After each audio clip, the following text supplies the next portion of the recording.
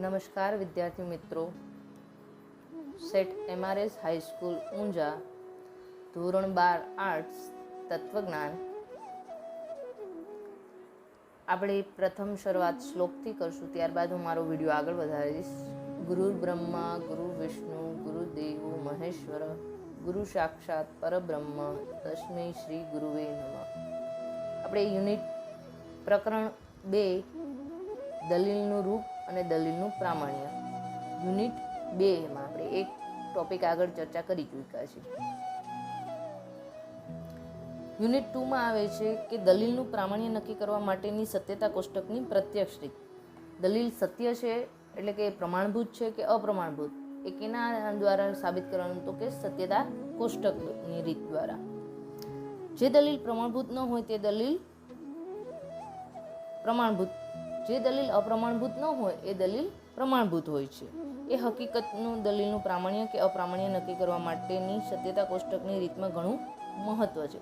એટલે જે દલીલ અપ્રમાણભૂત ન હોય એ દલીલ કેવી હોય, તો કે પ્રમાણભૂત હોય છે. સત્યતા કોષ્ટકની આ રીત શું છે અને તેમાં આ હકીકત કઈ રીતે મહત્વની બને છે તે હવે જોઈએ. આપણે જાણીએ છીએ કે કોઈ પણ સંયુક્ત વિધાનને લગતા સત્યતા કોષ્ટકમાં આવતી જુદી જુદી હરોળો તેના સત્યતા મૂલ્યને લગતા નિયમોનો ચિતાર આપતી હોય છે. હવે આપણને ખબર છે સત્યતા કોષ્ટકમાં અલગ અલગ હરોળો હોય છે, અને એ હરોળ છે એ શું છે, સત્યતા મૂલ્યને લગતા નિયમો એમાં વપરાયેલા હોય છે. તમે એમના એ સત્યતા કોષ્ટક બનાવી શકતા નથી. આગળ આપણે જે નિયમો શીખી ગયા એના આધારે જ સત્યતા કોષ્ટકની રચના કરો છો. આનો અર્થ એ કે જો આપણે આધાર વિધાન અને ફલિત વિધાનને લગતા સત્યતા કોષ્ટકની રચીએ તો તેની હરોળો જોઈને આધાર વિધાન અને ફલિત વિધાન ક્યારે સત્ય હોય છે અને ક્યારે અસત્ય હોય છે તે પણ તરત જાણી શકીએ. હવે આપણે સત્યતા કોષ્ટકમાં કાં વિધાન સત્ય હોય છે કાં વિધાન અસત્ય હોય છે એ રીતના જ લખી અને આખું સત્યતા કોષ્ટક તૈયાર કરીએ છીએ. તો એ જોતાં જ આપણે ખબર પડી જાય છે કે આધાર વિધાન છે એ સત્ય છે કે અસત્ય છે. આનો અર્થ એ કે જો આપણે આધાર વિધાન અને ફલિત વિધાનને લગતા સત્યતા કોષ્ટકની રચીએ તો તેની હરોળો જોઈને આધાર વિધાન અને ફલિત વિધાન ક્યારે સત્ય હોય છે અને ક્યારે અસત્ય હોય છે તે પણ આપણે તરત જાણી શકીએ છીએ. આધાર વિધાન અને ફલિત વિધાનના સત્યતા કોષ્ટકની હરોળો જોતા જો આપણને એમ જાણવા મળે કે આધાર વિધાન સત્ય હોય તેવી બધી હરોળોમાં ફલિત વિધાન પણ સત્ય છે. આધાર વિધાન બધા ટી અને ફલિત વિધાન પણ બધા ટી હરોળ હોય જોતા એમ જાણવા મળે કે આધાર વિધાન સત્ય હોય તેવી બધી હરોળોમાં ફલિત વિધાન પણ સત્ય, તો દલીલ કેવી છે, પ્રમાણભૂત છે તેવો નિર્ણય આપણે લઈ શકીએ છીએ. આધાર વિધાન સત્ય હોવા છતાં ફલિત વિધાન અસત્ય હોય, આધાર વિધાન સત્ય હોય અને ફલિત વિધાન સત્ય હોય તો એ પ્રમાણભૂત છે દલીલ. પણ આધાર વિધાન સત્ય હોવા છતાં ફલિત વિધાન કેવું હોય, અસત્ય હોય તેવી એક પણ હરોળ જો સત્યતા કોષ્ટકમાં મળી આવે તો દલીલ પ્રમાણભૂત રહેતી નથી અને અપ્રમાણભૂત છે એવો નિર્ણય લઈ શકાય છે. દલીલના પ્રામાણ્ય કે અપ્રામાણ્યનો નિર્ણય લેવાની આ રીતને સત્યતા કોષ્ટકની પ્રત્યક્ષ રીત કહે છે. હવે તમે દલીલ પ્રમાણભૂત છે કે અપ્રમાણભૂત છે એ એની હરોળને આધારે જાણી શકો છો, અને એને તે સત્યતા કોષ્ટકની પ્રત્યક્ષ રીત કહે છે. દલીલના પ્રામાણ્ય કે અપ્રામાણ્યની તપાસ કરવા માટે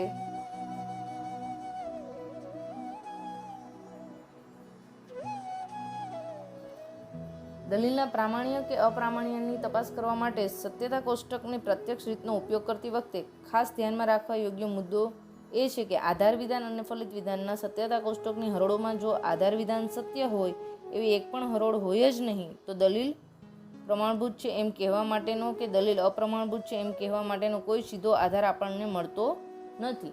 હવે જો આધાર વિધાન સત્ય હોય અને ફલિત વિધાન અસત્ય હોય તો તમે એને અપ્રમાણભૂત કહી શકો છો. આધાર વિધાન સત્ય હોય અને ફલિત વિધાન પણ સત્ય હોય તો તમે એને પ્રમાણભૂત કહી શકો છો. પણ જો આધાર વિધાન જ અસત્ય હોય તો તમારી પાસે કોઈ એવો રસ્તો નથી રહેતો કે તમે સીધું કહી શકો કે દલીલ પ્રમાણભૂત છે કે અપ્રમાણભૂત છે. આવા કિસ્સામાં દલીલ અપ્રમાણભૂત નથી એવો નિર્ણય લેવા માટેનો સીધો આધાર મળે છે, કારણ કે જો આધાર વિધાન સત્ય હોવા છતાં ફલિત વિધાન અસત્ય હોય તો જ દલીલ અપ્રમાણભૂત ઠરે છે. અને આ કિસ્સામાં એક પણ હરોળ આધાર વિધાનને સત્ય દર્શાવતી જ નથી. આમ આ કિસ્સામાં દલીલ અપ્રમાણભૂત નથી એમ સ્પષ્ટ રીતે જોઈ શકાય છે. જે દલીલ અપ્રમાણભૂત નથી હોતી તે દલીલ કેવી હોય છે, તો કે પ્રમાણભૂત હોય છે. તેથી આવા કિસ્સામાં દલીલના પ્રામાણ્ય અંગે નિર્ણય લેવાનું વ્યાજબી ઠરે છે. દલીલ અપ્રમાણભૂત નથી અને તેથી અર્થાત તે પ્રમાણભૂત છે. દલીલનું પ્રામાણ્ય તપાસવા માટેની સત્યતા કોષ્ટકની પ્રત્યક્ષ રીત ઉપરના આપેલા વર્ણનમાં આપણે આધાર વિધાન અને ફલિત વિધાન એ શબ્દો વાપર્યા છે. કોઈપણ દલીલ ફલિત વિધાન તો એક જ હોય છે, પરંતુ આધાર વિધાનો એકથી વધારે હોઈ શકે છે. આ હકીકતને ધ્યાનમાં લઈને આધાર વિધાન કે આધાર વિધાનોનો એવો શબ્દ પ્રયોગ અહીં કેમ કરવામાં આવ્યો નથી, એવો પ્રશ્ન સ્વાભાવિક રીતે ઉઠે છે. આ પ્રશ્નનો ઉત્તર આ પ્રમાણે છે. હવે જો આપણે આધાર વિધાન કીધા, પણ આધાર વિધાનો હોય તો શું કરવાનું, એની કોઈ આપણે આગળ ચર્ચા કરી નહીં, તો એ હવે કરીશું. જે દલીલમાં આધાર વિધાનની સંખ્યા એક કરતાં વધારે હોય તે દલીલમાં પણ આધાર વિધાનોને એકબીજાથી તદ્દન અલગ ગણવામાં નથી આવતા, પણ બધાનો એકસાથે વિચાર કરવામાં આવે છે. એટલે કે આધાર વિધાનોના એક સમુચયમાંથી ફલિત વિધાન નિષ્પન્ન થાય છે. આધાર વિધાનોનું સમુચય એટલે કે એકથી વધારે આધાર વિધાનો ભેગા થયેલા હોય એના દ્વારા જે ફલિત વિધાન આપણે નિષ્પન્ન કર્યું હોય તે. એમ આવી દલીલોમાં કહેવાયું હોય છે. એકથી વધુ આધાર વિધાનોવાળી દલીલમાં હાર્દને પકડી લઈને જો આપણે તેના આધાર વિધાનોને અનેથી જોડીને એક સમુચિત વિધાન કે સમુચય રૂપે રજૂ કરવાનો રિવાજ પ્રત્યક્ષ રીતનો ઉપયોગ કરતી વખતે આપણે આ રિવાજ સ્વીકાર્યો છે. હવે આ સમુચય આધાર વિધાનો હોય છે એને અને શબ્દથી જોડી અને સમુચય વિધાન બનાવી દેવાનું હોય છે. દાખલા તરીકે દાખલ કરીએ તો આવી દલીલ પણ એક આધાર વિધાનવાળી બની જાય છે. દલીલનું પ્રામાણ્ય તપાસવા માટેની સત્યતા કોષ્ટકની પ્રત્યક્ષ રીતનો ઉપયોગ કરતી વખતે આપણે આ રિવાજ સ્વીકાર્યો છે અને તેથી આ રીતના ઉપર આપેલા વર્ણનમાં આધાર વિધાન કે આધાર વિધાનો એવો શબ્દ પ્રયોગ જરૂરી બનતો નથી. એટલે આપણે સત્યતા કોષ્ટક જ્યારે રચીએ ત્યારે જેટલા આધાર વિધાનો એ બધાને સમુચયથી જોડી અને એક નવું જ વિધાન બનાવી દેવાનું હોય છે. બધા આધાર વિધાનો એક જ સમુચયમાં સાંકળી દેવાથી સત્યતા કોષ્ટકમાં આધાર વિધાન માટેનો એક જ સ્તંભ રચાય છે અને તેને પરિણામે દલીલ પ્રામાણ્ય કે અપ્રામાણ્યનો નિર્ણય લેવાનું કામ વધુ સરળ બને છે. ત્યારબાદ આવે છે દલીલના પ્રામાણ્યની તપાસ કરવા માટેની સત્યતા કોષ્ટકની રીતનું આપણે અત્યાર સુધી માત્ર વર્ણન કર્યું છે. હવે એ રીતનો ઉપયોગ કરીને કેટલીક ઉદાહરણરૂપ દલીલોના પ્રામાણ્ય તપાસીએ. હવે જો અત્યાર સુધી આપણે ચર્ચા કરી ત્યાં સુધી તમને સમજાશે નહીં. જ્યારે તમે સત્યતા કોષ્ટક રચશો ત્યારબાદ જ આ વસ્તુ સમજાશે. તો સૌથી પહેલું ઉદાહરણ લઈએ. ઉદાહરણ 1, એનું પહેલું આધાર વિધાન છે, જો સુચિતા સદગુણી છે તો સુચિતા સુખી છે. બીજું આધાર વિધાન, સુચિતા સદગુણી છે માટે ફલિત વિધાન, સુચિતા સુખી છે. હવે આ તો આપણે શબ્દમાં કર્યું. હવે એને સંકેતાવલીમાં લખવું જરૂરી છે. તો કે સુચિતા સદગુણી છે એના માટે પી અને સુચિતા સુખી છે એના માટે ક્યુ. દલીલની પ્રાતિક રજૂઆત. પી શરતી ક્યુ, પી માટે ક્યુ. આધાર વિધાનોનો સમુચય રૂપે. એટલે જો હવે પી શરતી ક્યુ અને પી માટે ક્યુ, તો એમાં પી શરતી ક્યુ અને ખાલી પી એ બંને આધાર વિધાન થયા. એને કેવી રીતના જોડવાનો, તો કે નાના કૌંસની અંદર પી શરતી ક્યુ નાનો કૌંસ પૂર્ણ સમુચય પી માટે ક્યુ. હવે એના સત્યતા કોષ્ટક બનાવવું હોય તો આડી હરોળ છે એ 5 થશે અને ઊભી હરોળ છે એ 4 થશે. એમાં પહેલું, બીજું અને ત્રીજું એ જે આપણને દલીલની પ્રાતિક રજૂઆત કરી એ આવશે. ચોથામાં આધાર વિધાનનું જે આપણે સમુચય બનાવ્યું એ આવશે અને પાંચમામાં ફલિત વિધાન ક્યુ આવશે. હવે પહેલું વિધાન પી, તો એક તો પી અને ક્યુ બે જ વિધાનો છે એટલે હરોળ કેટલી થશે? કુલ 4. તો પહેલું પી વિધાન છે એમાં 2 સત્ય અને 2 અસત્ય. બીજું વિધાન ક્યુ છે તો એમાં ટીએફ ટીએફ આવશે. એટલે પહેલા વિધાનમાં ટીટીએફએફ, બીજા વિધાન ક્યુમાં ટીએફ ટીએફ.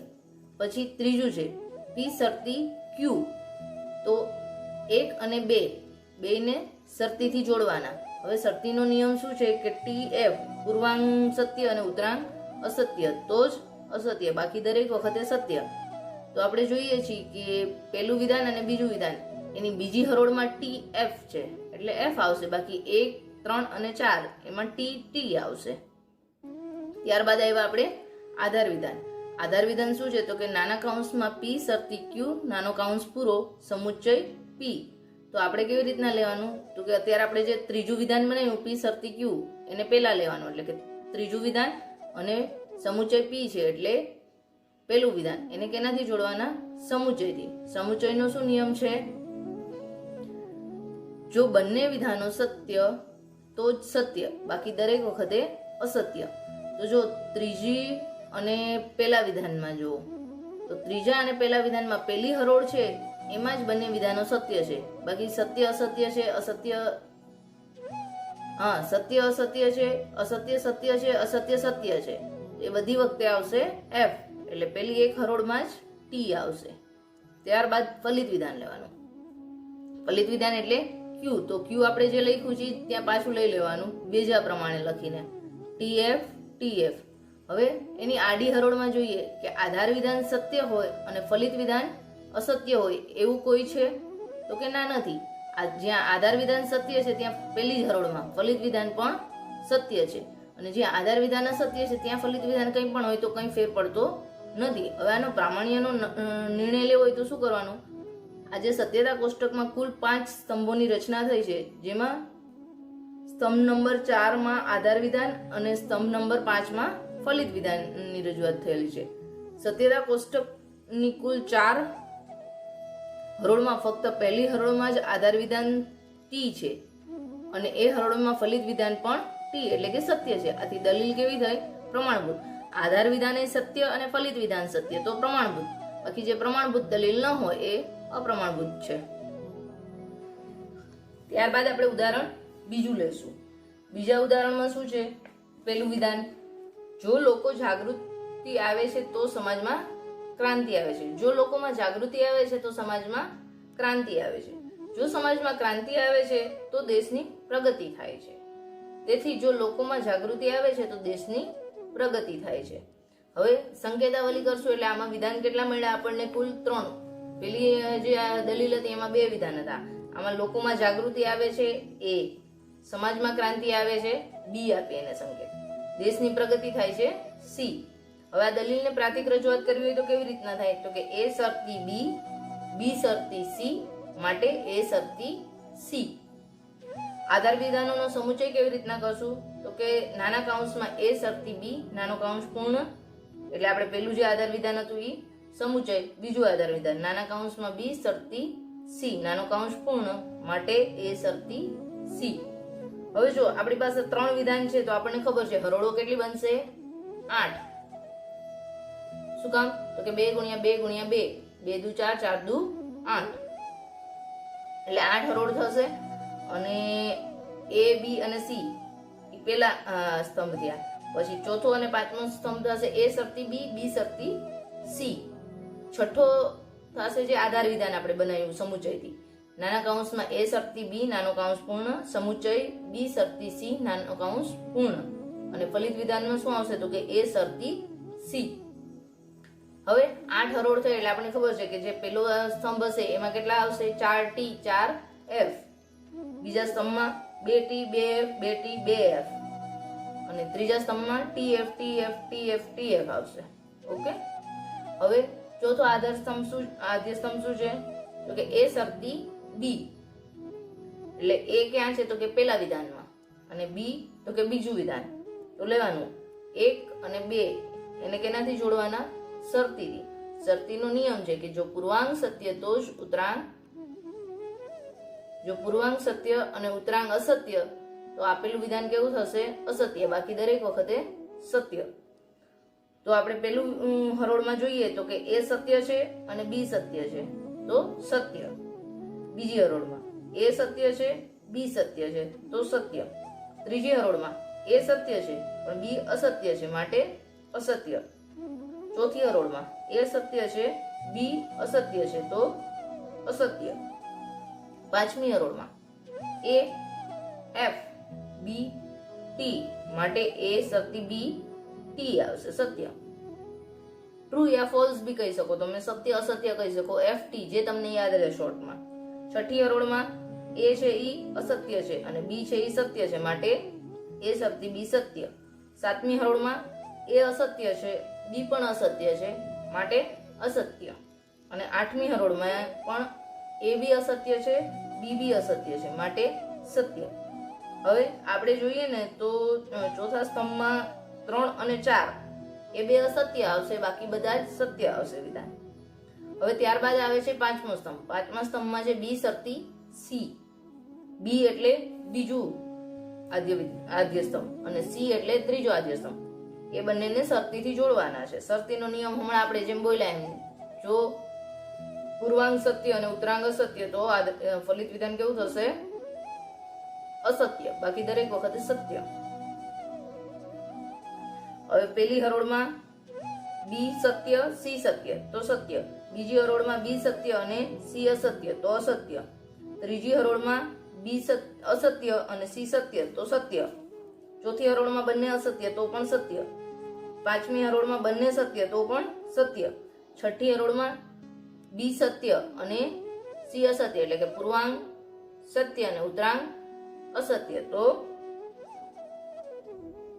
અસત્ય. સાતમી હરોળમાં પૂર્વાંગ અસત્ય અને ઉત્તરાંગ સત્ય તો પણ સત્ય. આઠમી હરોળમાં બંને અસત્ય માટે સત્ય. એટલે ચલો હવે આ બંને આધાર વિધાનો તો આપણને જડી ગયા. હવે બે આધાર વિધાનનો સમુચય કર્યો છે આપણે છઠ્ઠા આદ્ય સ્તંભમાં. એ નાના કૌંસમાં એ શક્તિ બી નાનો કૌંસ પૂર્ણ સમુચય, નાના કૌંસમાં બી શક્તિ સી નાનો કૌંસ પૂર્ણ. એટલે જે ચોથો આદ્ય સ્તંભ અને પાંચમો આદ્ય સ્તંભ છે એને સમુચયથી જોડવાનો છે. સમુચયનો નિયમ છે કે બંને વિધાનો સત્ય તો જ સત્ય, બાકી અસત્ય. તો પહેલી હરોળમાં બંને સત્ય છે એટલે સત્ય. બીજી હરોળમાં ચોથો આદ્ય સ્તંભ સત્ય છે અને પાંચમો છે એ અસત્ય એટલે અસત્ય. ત્રીજામાં ચોથું આદ્ય સ્તંભ અસત્ય અને પાંચમું સત્ય એટલે અસત્ય. પાંચમામાં બંને સત્ય તો સત્ય. છઠ્ઠામાં ચોથું છે એ સત્ય અને પાંચમું વિધાન છે એ અસત્ય એટલે અસત્ય. સાતમામાં બંને સત્ય છે એટલે સત્ય અને આઠમામાં બંને સત્ય છે એટલે સત્ય. હવે આધાર વિધાન આપણને મળી ગયું. ત્યારબાદ ફલિત વિધાન. ફલિત વિધાન શું હતું આપણું? તો કે એ શક્તિ સી. એ એટલે પહેલો આદ્ય સ્તંભ અને સી એટલે ત્રીજો આદ્ય સ્તંભ. એ બંનેને શક્તિથી જોડવાનો છે. શક્તિનો નિયમ પાછો યાદ કરવાનો. પૂર્વાંગ સત્ય અને ઉત્તરાંગ સત્ય તો જ અસત્ય, બાકી સત્ય. તો પેલી હરોળમાં એ સત્ય સી સત્ય તો સત્ય. બીજી હરોળમાં એ સત્ય પણ સી અસત્ય એટલે કે પૂર્વાંગ સત્ય અને ઉત્તરાંગ અસત્ય તો અસત્ય. ત્રીજી હરોળમાં બંને સત્ય તો સત્ય. ચોથી હરોળમાં પાછું એ સત્ય અને સી અસત્ય એટલે અસત્ય. પાંચમી હરોળમાં એ અસત્ય અને સી સત્ય તો પણ સત્ય. છઠ્ઠી હરોળમાં એ અસત્ય અને સી પણ અસત્ય તો પણ સત્ય. સાતમી હરોળમાં એ અસત્ય અને સી સત્ય તો પણ સત્ય જ વિધાન આવે. આઠમી હરોળમાં બંને અસત્ય તો પણ સત્ય. હવે જો આધાર વિધાનનું જે રહ્યું એ અને ફલિત વિધાનનું એટલે કે આદ્ય સ્તંભ 6 અને 7 એમાં જોવો કે પહેલું, પાંચમું, સાતમું અને આઠમું આધાર વિધાન કેવું છે? સત્ય. એની સામે સાતમા ફલિત વિધાનમાં તો કે પહેલું, પાંચમું, સાતમું અને આઠમું એ પણ સત્ય જ છે. તો જો આધાર વિધાન સત્ય તો ફલિત વિધાન સત્ય જ છે. એવી આપણને કેટલા સ્તંભ મળ્યા? હરોળ મળી. તો કે પહેલી, પાંચમી, સાતમી અને આઠમી. એના ઉપરથી શું ફલિત થાય છે કે આપેલી દલીલ કેવી છે? પ્રમાણભૂત.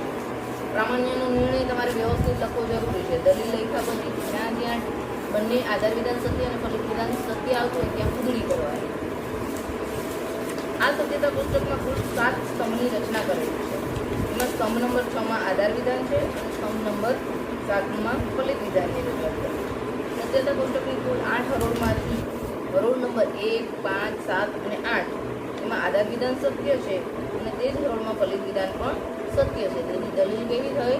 પ્રમાણભૂત. ત્યારબાદ ઉદાહરણ નંબર 3. કાં તો તે નેતા બનશે અથવા તો તે અભિનેતા બનશે. તે અભિનેતા બનશે માટે તે નેતા બનશે નહીં. હવે સંકેતાવલી શું હશે? કે તે નેતા બનશે એના માટે એ અને તે અભિનેતા બનશે એના માટે બી અને ત્રીજું તે નેતા નહીં બનશે એના માટે તો આપણે ત્યાં પણ એ જ લેવાનું પડે, એનો નિષેધ લેવાનો. એટલે સંકેતાવલી તો બે જ આવે. હવે દલીલની પ્રાતિક રજૂઆત કરીએ તો કેવી રીતના થાય?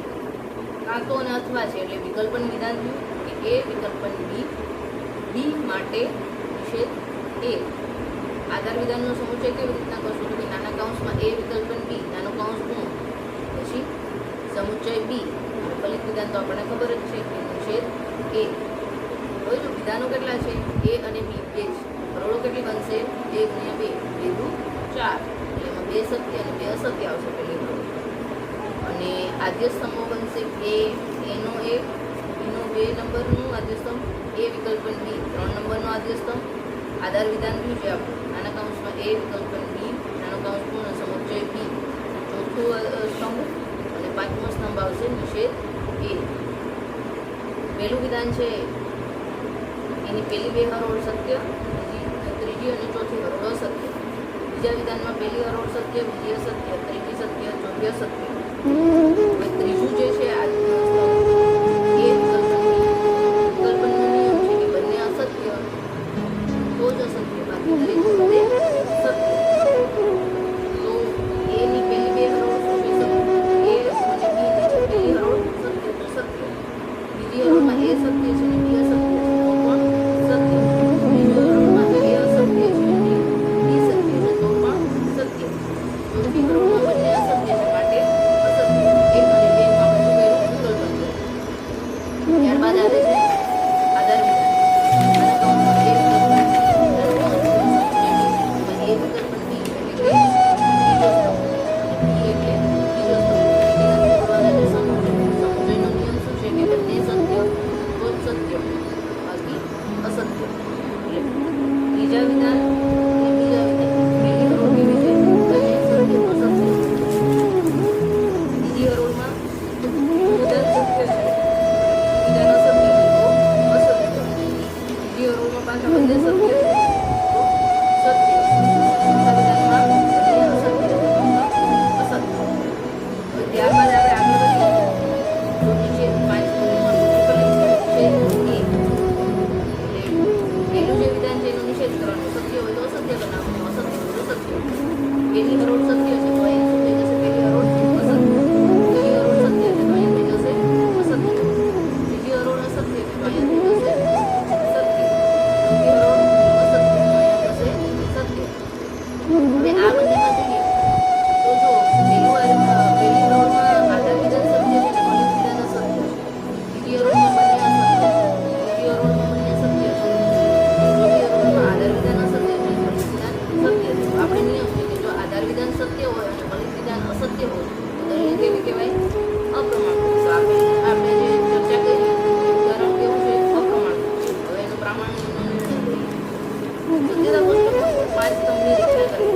એમાંની સ્તંભ નંબર 4 માં આધાર વિધાન અને સ્તંભ નંબર 5 માં ફલિત વિધાનની રજૂઆત કરી. સત્યતા કોષ્ટકની કુલ 4 હરોળમાંથી હરોળ નંબર 1 અને 3 માં આધાર વિધાન સત્ય છે, બરોબર. સ્ટારની નિશાની અનુસાર હરોળ નંબર 1 માં ફલિત વિધાન અસત્ય છે, તેથી આ દલીલ કેવી થાય છે? અપ્રમાણભૂત. હવે આ 3 ઉદાહરણો મેં તમને સમજાવ્યા. ત્યાર પછીના જે 3 ઉદાહરણો છે એ તમે તમારી રીતે ટ્રાય કરજો અને જો ન સમજાય તો મને જાણ કરવી. અને આ 3 ઉદાહરણો સમજ્યા પછી મનોયતન 2.1 આવે છે, જેમાં 1-2 વાક્યોમાં જવાબ છે એ તમારે લખવાના, 1-2 પ્રશ્નો છે એ લખવાના અને સ્વાધ્યાય બીજું છે એ આખું લખવાનું છે. અને સત્યતા કોષ્ટકની પ્રત્યક્ષ રીતનો ઉપયોગ કરીને નીચેના જે દલીલનું પ્રામાણ્ય નક્કી કરવાના કુલ 20 દાખલા છે. આ 20 દાખલા તમારે ગણવાના છે. 3 આ ઉદાહરણો કે જેથી તમારી સામે એના જવાબ છે અને જ્યાં પણ ન સમજાય ત્યાં મને પૂછી લેવું. થેન્ક યુ વિદ્યાર્થી મિત્રો. મારા અન્ય તત્વજ્ઞાન અને મનોવિજ્ઞાનના ધોરણ 11 અને 12 આર્ટ્સના અન્ય વિડીયો જોવા માટે મારી યુટ્યુબ ચેનલ MK ગઢવીને લાઇક અને સબસ્ક્રાઇબ કરવી.